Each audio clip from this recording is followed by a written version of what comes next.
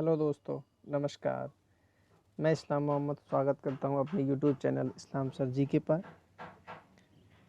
कैसे हैं आप? आशा करता हूं बहुत अच्छे होंगे। अपना ख्याल रखें। लॉकडाउन ख़त्म हो गया है मान लो, तो अपना ख्याल रखें और पढ़ाई पर ध्यान दें, क्योंकि जल्द से जल्द एग्ज़ाम होने वाले हैं। और ये जो क्लास है वो आपके NTPC, UP PCS, UPSI, UP constable, ठीक है, आल रेलवे के एग्ज़ाम सभी के लिए और लेखपाल सभी के लिए है। कल हमने गजनबी को पढ़ा था, आज हम जो है मोहम्मद गौरी को पढ़ेंगे। चलो, मैं चैनल को लाइक करें, सब्सक्राइब करें और ज़्यादा से ज़्यादा लोगों तक शेयर करें। बहुत अच्छे तरीके से क्लास को पढ़ें और ध्यान से नोट्स बनाते जाइए, ठीक है। मैं बताता हूँ, देखो एक ओवरव्यू ले लो आप थोड़ा सा, ठीक है। मेरी फ़ोटो नहीं दिख रही है, चेहरा नहीं आ रहा है, उसको आप भूल जाएँ, उसको मत देखें, कोई वो नहीं है इतना ज़्यादा, ठीक है। केवल आप पढ़िए, पढ़ने पर ध्यान दीजिए, ठीक है। मोहम्मद गौरी क्या है कि अफ़गानिस्तान में जब गजनी वंश ख़त्म हुआ तो गौर कबीले का उदय हुआ। जो गौर कबीला जो है संसवानी वंश का था, ठीक है, वहाँ पर उसका उदय हुआ। तो मोहम्मद गौरी को भारत में मुस्लिम सत्ता का वास्तविक संस्थापक माना जाता है, ठीक। इसने कई आक्रमण किए भारत पर। 1175 से 1205 तक कई बार इसने भारत पर आक्रमण किए, ठीक है। मुल्तान, गुजरात, पंजाब, लाहौर, भटिंडा, तराइन, इसने इतने आक्रमण किए, बहुत आक्रमण किए, ठीक है। चंदावर, खोखर, बहुत ज़्यादा आक्रमण किए। और सबसे महत्वपूर्ण था इसका तराइन वाला, पृथ्वीराज चौहान के विरुद्ध, ठीक है, समझ गए। तो जैसा मैंने आपको जो बताया वो आप जो है लिखेंगे। ये हारा भी था एक बार गुजरात अभियान में, और दूसरी बार तराइन के युद्ध में चौहान ने हराया था, पृथ्वीराज चौहान ने, ठीक है। तो आप जो है लिखेंगे जैसा मैंने बताया आपको, बस वैसा आप लिखते चलेंगे। डालिए हेडिंग, मुइज़ुद्दीन मोहम्मद गौरी, ठीक है, मुइज़ुद्दीन मोहम्मद गौरी। उपनाम शिहाबुद्दीन या मोहम्मद बिन शाम। अफ़गानिस्तान के गजनी वंश के पतन के बाद गौर कबीले का उदय हुआ। वंश कौन सा था? संसबानी वंश का था। गौरी को भारत में तुर्की राज्य का संस्थापक और मुस्लिम सत्ता का वास्तविक संस्थापक माना जाता है, ठीक है। आगे चलेंगे।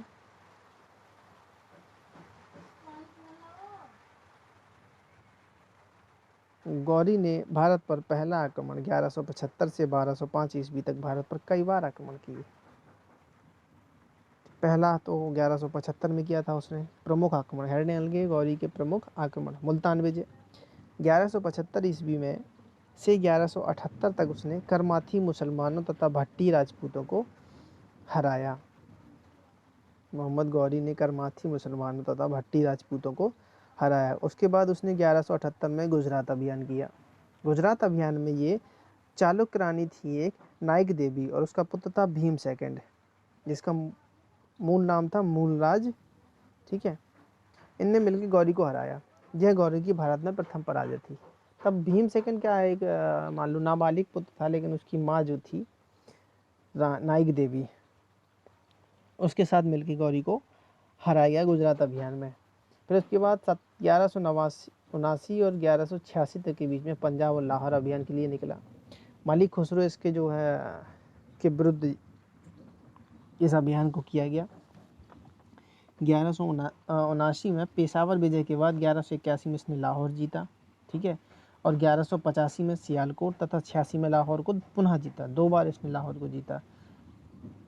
देखो, 1181 में लाहौर जीतने के बाद एक संधि के तहत उसने लाहौर छोड़ दिया था, लेकिन 1186 में उसका मन नहीं माना, तो पुनः आया, पुनः लाहौर को उसने फिर जीता।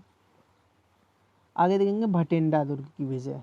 1189 में भटिंडा विजय की इसने लाहौर को केंद्र बनाया और पृथ्वीराज चौहान के अधीन भटिंडा दुर्ग को जीता।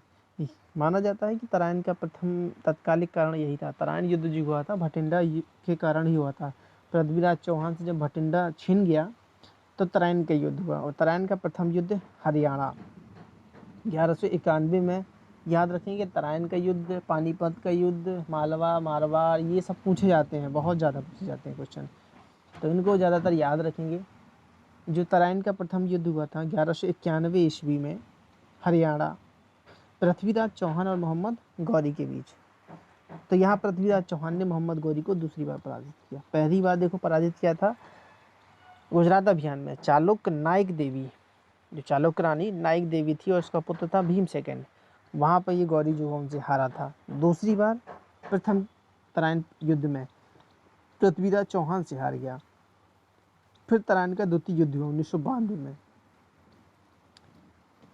इसमें पृथ्वीराज चौहान हारा गया, निर्णायक पराजय हुई। गौरी ने दिल्ली पर अधिकार किया, हांसी, समाना, मेरठ और अलीगढ़ पर अधिकार किया। पृथ्वीराज के दरबारी कवि चंद्रबरदाई के ग्रंथ पृथ्वीराज रासो, पृथ्वीराज चौहान जो थे उनका दरबारी कवि चंद्रबरदाई था, ठीक है, और उसने पृथ्वीराज रासो लिखी।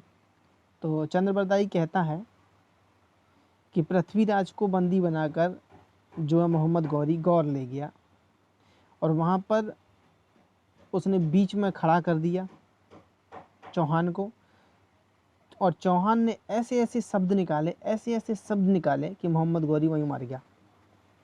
ये कल्पना मानी जाती है जो चंद्रबरदाई रासो, पृथ्वीराज रासो में लिखी हुई है, ठीक है। वो कहता है चंद्रबरदाई, 8 उंगल अष्ट प्रमाण ता बैठा सुल्तान, मत चूके चौहान। मतलब 8 ऊंची सिंहासन पर सुल्तान बैठा हुआ है, मतलब मोहम्मद गौरी सिंहासन पर 8, मतलब कुछ भी मान लो, 8 अष्ट मान लो, 8 अष्ट प्रमाण मान लो, इतनी ऊंचाई पर वो बैठा हुआ है, ठीक है। तो चौहान चूकना मत, ये कल्पना है, ऐसा कुछ हुआ नहीं था, पता नहीं, ठीक है। तो ये लिखेंगे कि तराइन के द्वितीय युद्ध में पृथ्वीराज चौहान की निर्णायक पराजय होती है और मोहम्मद गौरी ने दिल्ली पर अधिकार कर हांसी, समाना, मेरठ और अलीगढ़ पर अधिकार कर लिया। फिर 1194 सॉरी 1900 की याद आ जाती है, 1194 में कन्नौज युद्ध होता है, कन्नौज में चंदावर का युद्ध होता है। गढ़वाल राजा जयचंद को हराया, गढ़वाल वंशी जो राजा थे जयचंद, राजा जयचंद थे कन्नौज में, चंदावर के युद्ध में उसने उन्हें हराया। इस विजय के बाद मोहम्मद गौरी कुतुबुद्दीन ऐबक को वायसराय घोषित कर गजनी चला गया। भाई साहब गौरी भी वापस चला गया, ठीक है। गौरी के जाने के बाद ऐबक ने गुजरात, बुंदेलखंड, रणथंभौर और अजमेर को जीत लिया। गौरी के जाने के बाद कुतुबुद्दीन ऐबक ने गुजरात, बुंदेलखंड और रणथंभौर तथा अजमेर को जीत लिया। गौरी की एक और सेनापति था बख्तियार खिलजी, उसने 1197 में बिहार तथा 1202 में बंगाल को जीता। बख्तियार खिलजी ने नालंदा विश्वविद्यालय और विक्रमशिला विश्वविद्यालय को नष्ट कर दिया। बख्तियार खिलजी ने नालंदा विश्वविद्यालय जो बिहार और विक्रमशिला विश्वविद्यालय जो है उनको नष्ट कर दिया, ठीक है। फिर होता है खोखर विद्रोह, 1205 में खोखर विद्रोह। खोखर विद्रोह पंजाब। गौरी इस विद्रोह को दबाने के लिए स्वयं भारत आया, क्योंकि ये इतना बढ़ गया था, क्योंकि इसको दबाने के लिए उसे स्वयं भारत आना पड़ा, ठीक है। जब वो पुनः भारत आया, ठीक, तो क्या हुआ कि यहाँ से वापस जाते समय 15 मार्च 1206 को वापस लौटते समय सिंधु नदी के तट पर दम्यक नामक स्थान पर डाकुओं के हमले में मोहम्मद गौरी मारा जाता है। मोहम्मद गौरी मारा जाता है तो फिर उसकी सत्ता पर दिल्ली सल्तनत होती है, ठीक है। दिल्ली सल्तनत में फिर कई जो है वंश चलते हैं। मोहम्मद गौरी के आक्रमणों के परिणाम क्या क्या निकलते हैं कि मुस्लिम सत्ता की इसमें स्थापना हुई, प्रशासन की जो भाषा थी वो फारसी हो गई, भारत में जो नए नगर थे उनकी स्थापना हुई। मोहम्मद हबीब ने इसे नगरीय क्रांति की संज्ञा दी है। चाइल्ड, सबसे पहले गार्डनर चाइल्ड ने कहा था कि सिंधु घाटी सभ्यता, दूसरा 16 महाजनपदों की स्थापना का समय, मोहम्मद गौरी के आक्रमण का परिणाम माना जाता है। ठीक है, गौरी के कन्नौज विजय के बाद उसने सिक्के जारी किए, जिसमें एक और देवी लक्ष्मी की आरती तथा एक और कलमा खुदा हुआ था। गौरी के साथ प्रसिद्ध सूफी संत मोइनुद्दीन चिश्ती भारत आए। भारत में चिश्ती सिलसिले का आरंभ हुआ। ख्वाजा मोइनुद्दीन चिश्ती की दरगाह अजमेर में है। ठीक है, वहाँ जो है उनका उर्स मनाया जाता है 2 दिन का। तो वो जो मोइनुद्दीन चिश्ती जो सूफी संत थे, सूफी सिलसिले या चिश्ती सिलसिले का स्वागत पूछा जाता है कि भारत में सूफी सिलसिले का आरंभ कब हुआ। तो मोहम्मद गौरी के समय में। किसने किया? सूफी संत मोइनुद्दीन चिश्ती। ठीक है, ये एक ओवरव्यू है। आप देख सकते हैं कि गौरी के भारत के आक्रमण कब से कब तक, कहाँ और कैसे कैसे हुआ। तो 1175 से 1205 ईस्वी तक 2 युद्ध हारा है। ठीक है, प्रथम हारा था 1178 में, जो गुजरात अभियान किया था भीमद्वितीय और चालुक्य रानी जो नाइक देवी थी उसकी माँ, उन्होंने हराया था। और तराइन का प्रथम युद्ध 1191 में पृथ्वीराज चौहान ने हराया था।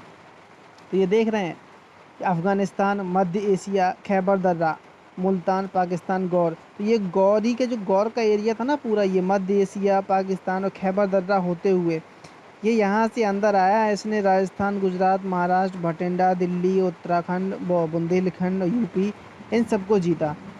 ठीक, तो अगले में हम पढ़ेंगे दिल्ली सल्तनत। आगे हमारी क्लास होगी दिल्ली सल्तनत। ठीक है, तो जो है आशा करता हूँ आपको बहुत अच्छा लगा होगा। लाइक कीजिए, सब्सक्राइब कीजिए और शेयर कीजिए, और ऐसे ही नोट्स बनाते जाइए। ठीक है, तभी आपको अच्छा लगेगा। धन्यवाद, थैंक यू। चलता हूँ, अपना ख्याल रखें।